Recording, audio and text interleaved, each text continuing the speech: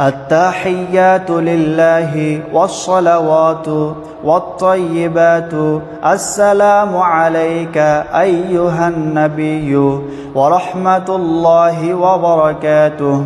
السلام علينا وعلى عباد الله الصالحين. أشهد أن لا إله إلا الله وأشهد أن محمدا عبده ورسوله. اللهم صل على محمد وعلى آل محمد كما صليت على إبراهيم وعلى آل إبراهيم إنك حميد مجيد. اللهم بارك على محمد وعلى آل محمد كما باركت على إبراهيم وعلى آل إبراهيم إنك حميد مجيد.